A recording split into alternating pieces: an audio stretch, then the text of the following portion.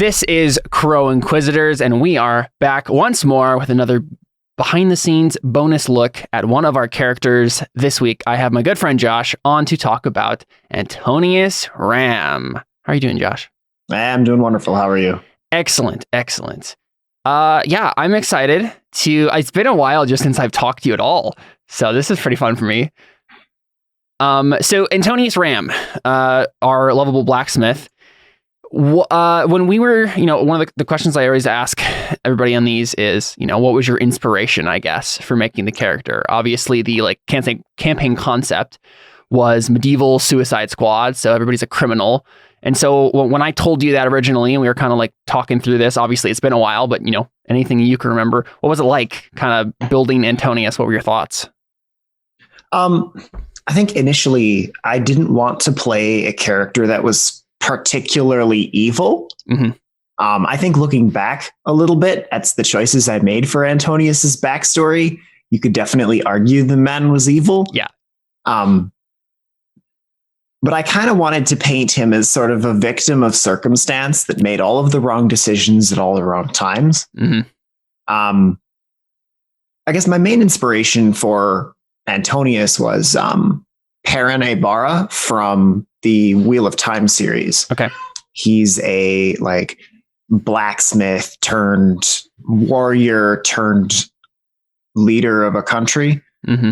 And he goes through this really interesting story arc and lots of transformation and stuff. And I kind of wanted to play around with some of those same ideas with Antonius, as well as just I have an affinity for blacksmithing and blacksmiths. And so it was an easy character choice for me. Mm-hmm, mm-hmm. Yeah, one of the things that we talked about in some of the other bonus episodes of this is just how Crow Inquisitors ended up being a very interesting kind of look at the way that these players make characters. And it was fun because for most of the other players, I had been playing with them for a long time, right? And so the Crow Inquisitors was in a lot of ways either a reaction to characters they had played in the past or the kind of epitome of the character they play. But for you, this was the first campaign you ever did with us. So I thought it was interesting seeing Antonius almost as the proto version of the characters you play in a lot of ways. For example, Till later on, right, is kind of like Antonius, but you've kind of honed in what you really like about that type of character. And I felt like Till worked a lot better for you than Antonius ended up in a lot of circumstances. But I mean, yeah, what are your thoughts on that idea of what was it like for Antonius? Where does Antonius sit in your repertoire of characters? Looking at that. Sure. So for context, it was only my second tabletop RPG character I'd ever created. And the first one, I basically had a backstory handed to me, mm-hmm. And kind of had to characterize around that. Sure. For this character, coming completely from scratch, not really having any idea what I was doing to start with. Mm-hmm. I think Antonius kind of stands in my mind as a good idea for a more mature role player. Yeah, that's fair. I think I built him and his backstory with a lot of there's an emotional core to it. Mm-hmm. And there's a sort of a sense of self-righteousness, and there's a lot of family ties as well for Antonius. And family is a theme that is written throughout his backstory that I didn't think about as a younger me. Yeah. Not really realizing that would mean that I get to explore those things as I play the character. And so Antonius kind of is to me, a starting point. I definitely have played around with a lot of the similar themes in other characters I've made. I tend to make loner characters at this point. And I either let's see, Till is very much the epitome of a loner. Yeah.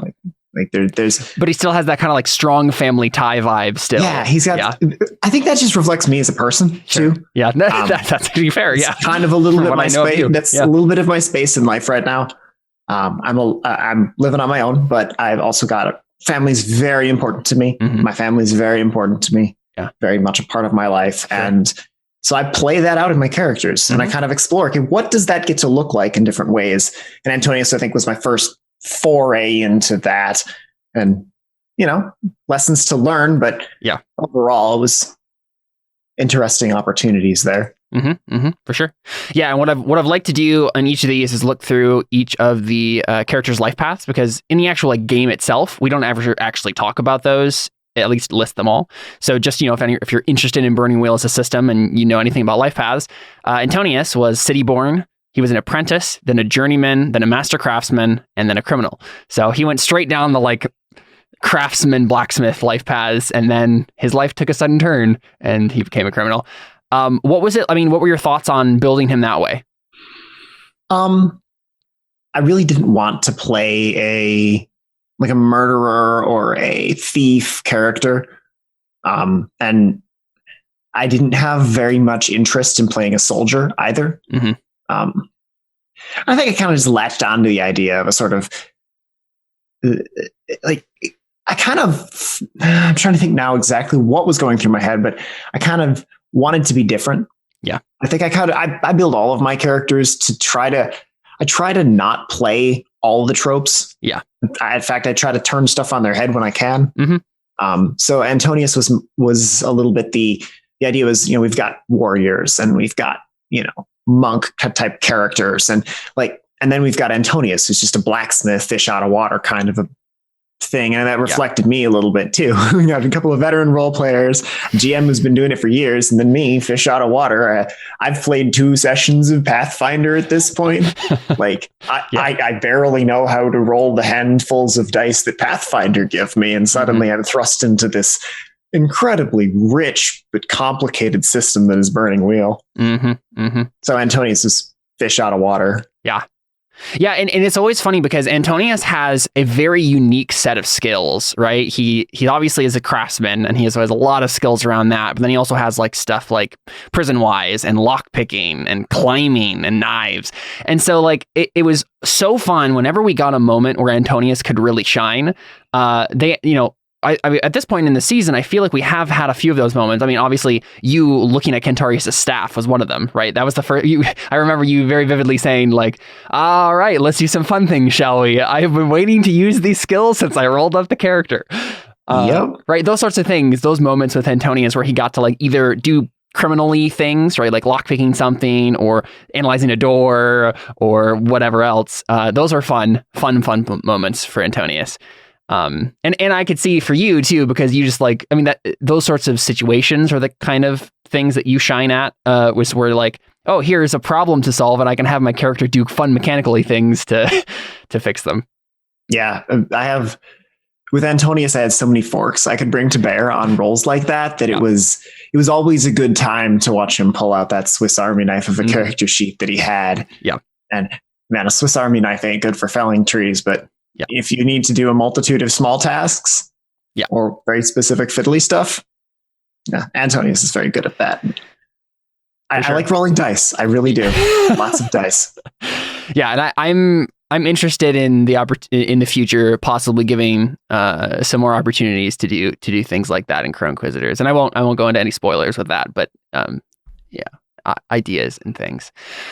So one of the other things I kind of want to mention is just what was it like for you in general playing Antonius? Obviously, you've touched on some of the emotional core of him and stuff. But what are the good, the bad, the ugly of you? What was it like for you as a player playing Antonius? Mm-hmm.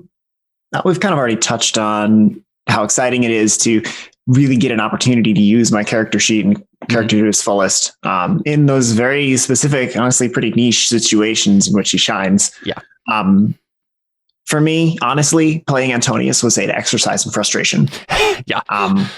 As a newbie to all of this, I didn't realize just how important combat skills were going to be. And so I did not build a character to be combat worthy at all. And in all of the situations we got into where violence and combat were important, I didn't feel like I had all that many options to use, all that many things to try with Antonius. And there were a couple of moments, and I'm not sure where, as we're recording this, I'm not sure where in the campaign the podcast is. But there were a couple of moments where I felt like there were opportunities and there were things that I could have played into in Antonius if I had, as a player, had more experience, more life experience, honestly. there are emotional elements to Antonius that I, at the time, couldn't resonate with, couldn't connect with, and couldn't really RP. Since then, I've gotten a little bit better. I've gotten a little older, I have more experience, and I kind of recognize where I could have taken those paths. And, you know, so that was kind of it was interesting too, because I was suddenly facing situations that I was completely unprepared for. And Antonius that was his entire story, right? Facing for things he was unprepared for. Sure. And not always making the best decisions about them. For sure. Yeah. And so going off of that too, then what was it like for you? Like, you know, when we think of Antonius in the group, right? In the party, we have Cantarius, Alphonse, Dellen, Theo, Sergio. What was it like for Antonius? What do you remember from interacting with the other party members, and like for you as a player and for Antonius as a character, where he was in that dynamic? Yeah. It's been a while, yeah, but I remember walking into the first session and kind of learning more about the stories of Dellen and Alphonse in particular. Theo's story made sense to me. It was pretty self-explanatory, and I really appreciated Theo as a character. Guess I'm on Theo as opposed to Dellen and Alphonse. We'll get back. Theo made sense. He was a cool, fun character. Fun to be around. He definitely on the more unpredictable side. Yeah. Wasn't always sure what Theo was going to do in different situations. Yeah, and honestly, Theo and Antonius had some good moments. I don't think they've arrived yet in the season, but like there are a couple of good moments that I can remember from first season where Theo and Antonius had like a good back and forth. I don't remember all that much about the time we spent with Sergio. Honestly, I don't know if Sergio really ever interacted with Antonius at all. Yeah, no, that's true. He was kind of interesting from a more narrative, more meta perspective, what was going on and kind of where he fits into that puzzle. But in terms of Antonius, I never really interacted with him all that much. Dellen and Alphonse were really interesting, though. I think, coming into session 1 with Antonius, he's just purely like victim mentality character that I've built, where everything he's done has been bad decision in bad situation makes bad outcome. And then you run a new character like Alphonse. Bad decision in good situation makes bad outcome times a bunch. And honestly, Alphonse's character was appalling to me at first. As a player, I'm like, well, he did what? Yeah. Excuse me, you built your character to what? You're going to play what? I think as I got to know Jared as a player more, I began to really appreciate Alphonse and kind of the fun that he brought to the group, being that sort of unpredictable element. But in a kind of a different way from Theo. Yeah. And Dellen I could count on to be, I guess I always expected Dellen to be good at stuff like combat and things. Talking to David now, he's not so sure how good Dellen ever was at that stuff. But if we were using different subsystems, he wouldn't be. I think at the time I was impressed with David creating a character that could function in these situations when the character I built couldn't, because I didn't realize they have to create a character to the way the campaign is going to be, not necessarily just the character you want to create. And to be fair, there's an element of both unpredictability as to where the story is going, just based on decisions that characters make, and also me as the GM maybe not doing as well as I could have and making sure that your guys' beliefs and instincts were being challenged in a way that you could use your skills to overcome them, right? There's always a little bit of that happens in any campaign. Oh, sure. There's give and take. Yeah. I don't know. Like as a player, I felt like Dellen and Alphonse really drove a lot of the story. Yeah. And honestly, I kind of sat back and let them do their thing. I was kind of more of a side character in a lot of situations. And, it was a good experience. It was good to really get into role playing that way. Sure. Yeah, that makes sense. Really kind of learn the systems and things while somebody else did more of the heavy lifting with the narrative. I remember you and Cantarius having lots of fun moments too. I don't think you've obviously had the staff moment with him and that whole subplot with the blacksmith's daughter and the green smoke and all that stuff. That's all happened at this point. So there's like, there's definitely stuff there that happened with you two, but like, I mean, you're both very similar characters in the sense that you're both like craftsmen and tinkerers and practical city-born men. And so I know there was a lot of good moments between you two, especially in season 2. And obviously we're not there yet, but like, okay. I'm remembering a little bit more now about, so I came into this interview woefully underprepared. It's all good. It's been a while. Yeah. No, Cantarius was interesting to play around and to play with because, he has a real darkness to his character that I don't think any of the rest of us really played in ours. I think Antonius has a similar darkness. He just doesn't wear it on his sleeve. Yeah. I mean, the thing with Cantarius, right, is it's not necessarily that he's worse than any of the other people, because honestly, he's not. He was probably the person who was the best in the entire party up at that point, maybe until Sergio got there. But like, Cantarius is like a tortured soul who wears that torturedness on his sleeve in such a way that he's all the time just depressed, dark, broody sort of thing, right? I think as a player, it was a little hard to play around and to play off of that. I'm naturally drawn to playing at the more high energy, kind of goofy situations. And when Connor would take Cantarius down these kind of deeper, more emotional paths, it was harder to follow and harder for me as a player to really get into those. I have some good moments with them when I did follow him into those paths, and we did play around a little bit more with those emotions and stuff. Those are some good moments. A couple of those moments really stand out. Campaign 2. So look forward to that. Yeah, for sure. And the tinkering with Cantarius is always kind of fun. There's a little bit of friction, I think, between him and me when our abilities overlapped. Yeah. Where I'd want to be doing something because I'm almost good at it, but Cantarius is a little better at that particular thing. And but I don't get to use my tools very often. Yeah. So there was a little bit of friction there, I think. Well, one thing that I definitely remember from like the character dynamic with you is first episode, right? We have Cantarius actually doesn't do a whole lot in the first episode. Cantarius is kind of there in the background brooding the whole time. And then we get this kind of 3-way dynamic between you, Dylan, and Alphonse as with the whole trial sequence. You know, you're in prison and then the trial sequence and then you're being talked to by the Inquisitor and given the curse and all that stuff, right?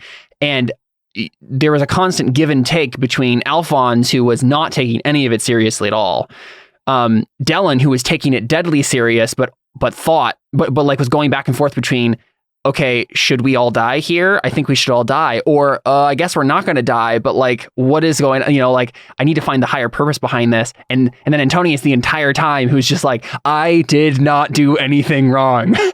Like, I should not be here. And there was a lot of fun moments that happened with that. And moving forward, because of that overriding motivation of Antonius to like get out of this whole situation alive, to like finally get his life back, when Dylan was just like, oh, okay, church stuff. Yeah, let's just go do church stuff.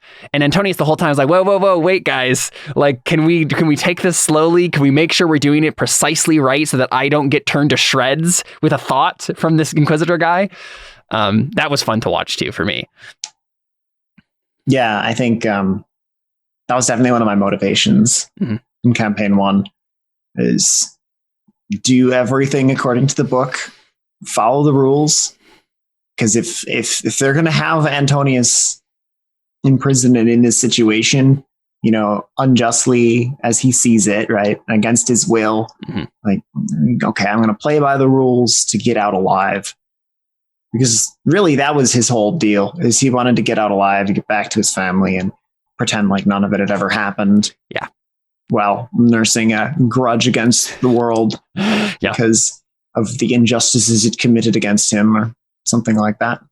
Yeah, I'm excited. I've been doing and you should check these out, Josh. But I've been doing like bonus content and stuff, obviously, in between the episodes as they've come out, and I've been releasing some like short stories based on the characters, like of their past and stuff. And I'm excited to dig into Antonius's psyche, and I'm going to probably pick up with a moment of him like deep in the life of going to prison, escaping, getting put back into prison. I'm gonna pick up on one of those moments and write something there. And I'm excited to do that because Antonius, for me, honestly always interested me. No matter where he was in the campaign, I was always interested in like what he thought about something, like where he was in the grand dynamic of the campaign. Because I mean, as you said, like there was a lot of really good stuff there. And obviously, you know, for you, it was a little more difficult to actually get to some of that because of your newer player. But for me, like I instantly recognized like, whoa, this is a cool character. I want to explore these moments. And I'm glad we got to do some of that at the very least. And we had some good moments with Antonius for sure as the campaign progresses. Yeah, cool. Honestly, Antonius was pretty cool. And I've learned a lot from the way in which Antonius the way in which you worked with Antonius in that campaign. Sure. And through that, I've kind of learned more as a player how to, build a backstory that's got options for the GM and spaces in which, okay, I'm going to add these details with kind of the hope that the GM will take and run with them. Yeah. Sometimes we talk about those. Sometimes we don't. I just kind of throw them in and see what you pick up on. Yeah. But I learned a lot of that from just watching how Antonius played out. And some of the times we talked and debriefed about, why you made the decisions you did. Yeah. Because I think when we started the campaign, maybe you weren't as aware of like the way the Burning Wheel, like Artha cycle went and like the way beliefs and instincts like worked. And for me, right, like when you made those beliefs about your family and whatever else, right, it would be like, okay, sounds good. I'm going to challenge you. I'm going to like push on these buttons, where you were like, whoa, wait a second. I didn't know this is how it was going to go down. I didn't know by putting those on my sheet, that means they're going to be like challenged and pushed. And yeah. Right. Because when I came into it, my expectation of that was, okay, this is a fiction character I'm creating, right? So I got to get into his mind. I got to think like he would. I've got to understand what are his actual beliefs and instincts and things. And Burning Wheel is really built around kind of that. That's kind of the interface, right? That's the way in which, as a player, I communicate to the GM. These are the things I want to see. I want to play around with my character. These are my goals for my character. These are some of the things that I want you to challenge. I want you to come at me from here. And so, yeah, picking up on that. So I think I had a couple of epiphany moments throughout the campaign where we talked about it. I'm like, I don't understand what's going on. You're like, oh, this is actually how it works. You go, oh, yeah. Okay, that makes more sense. So if I put a belief about the thing that I actually want to play around, you're going to introduce story options for that thing? Yeah. And not about the unrelated things that I stuck a belief in because the character would have that belief? Uh-huh. Yeah. Cool. Yeah, I mean, any other like general thoughts on Antonius and plan? Any other things that come to mind before we sign off here? The name. Oh, yeah. Actually, is kind of significant for me. Okay. Yeah. So I really wasn't sure what I was doing creating a name. I'm bad at naming things just in general. I write software. I have to name things all the time. I struggle at it. It hurts. I don't understand. Naming things is hard. And so when you said to come up with a character name, I just thought, So you gave me some guidelines and I played around with it. And I ended with Antonius Ram, which is, got some flavor to it. It's kind of cool. And now anytime I sit down to a new game, a character creator menu, something like that, Antonius Ram is the first name that comes to mind to fill in any new character sheet. That's awesome. I hardly ever use it, but I have flipped it around a couple of times. Right now I'm playing an MMO, and my character on there is actually a kind of an anagram of Antonius Ram. That's funny. Oh, of course you would do something like that. That's amazing. I struggle with naming things. Gonna make it easier somehow. There you go. So awesome. Well, pay homage to the original character I played. Of course. Yep. For sure. Cool. Well, I'd love to have it back when we have a kind of like post-mortem at the end of whenever all the episodes are out. It'd be fun to kind of like get the whole gang together and talk about the season as a whole. I'll probably wait until you all got to listen to episodes so that we can talk about it. But as long as y'all listen to the episodes, we'll have plenty to talk about. So cool. Thanks for coming on, Josh. Appreciate it. Thanks for having me. Yeah, it was fun. And I look forward to talking about Antonius Ram in the future. All right. Adios.